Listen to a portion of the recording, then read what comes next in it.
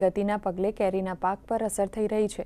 અમેરિકામાં ભારતીય સહિત અમેરિકનોમાં પણ આપણી કેરીનો ક્રેઝ જોવા મળે છે। બદલાતા હવામાનના પડકારો વચ્ચે ખેડૂતો હવે પ્રાકૃતિક પદ્ધતિ અપનાવીને ઓર્ગેનિક ખેતી અને નવી ટેકનોલોજી અપનાવતા થયા છે।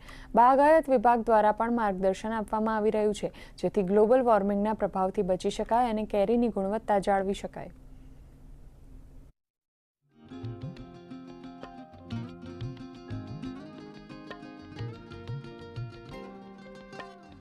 કેરીની જે માવજત કરવામાં આવે, જેમ કે અત્યારે ખેડૂતો ફ્રૂટ બેગિંગ કરે છે બરાબર, પછી પેસ્ટિસાઇડને એનો ઓછો ઉપયોગ થાય છે કે જેને લીધે કેરીની ક્વોલિટી વધે છે અને એક સરખું જો ફળ છે એ સારા દેખાવવાળું જે ફળ છે એ બજારમાં મૂકે તો એ એક્સપોર્ટ ક્વોલિટી કહી શકાય। અને ખાસ કરીને એક્સપોર્ટ અલગ અલગ દેશોમાં એક્સપોર્ટ કરવા માટે અલગ અલગ પ્રકારની ટ્રીટમેન્ટ એની અંદર કરવામાં આવે છે।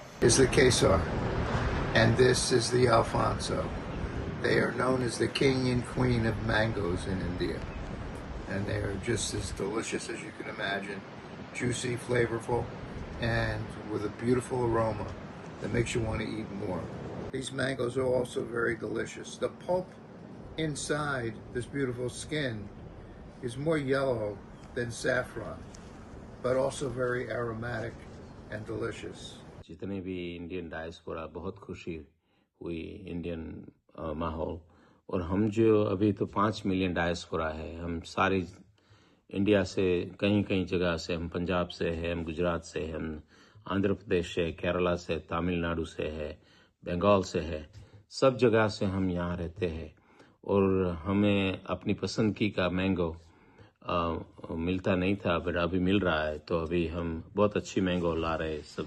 આપણને પરમિશન એફડી વાળા અમેરિકન એફડી વાળા ઓફિસરો આપણી વાડી આવી અને વાડી રજીસ્ટ્રેશન કરી ગયા અને 2007માં બુશના સમયમાં પહેલી વહેલી આપણી કેરી વ્હાઇટ હાઉસમાં ગઈ અને એ બુશ અને એના સ્ટાફે કેરી ખાવામાં અતિ મીઠી સારી કેરી હોવાને હિસાબે ત્યાંની પ્રજાએ ચાખ્યા પછી આ કેરીની ત્યાં માંગ બહુ જ વધી ગઈ છે।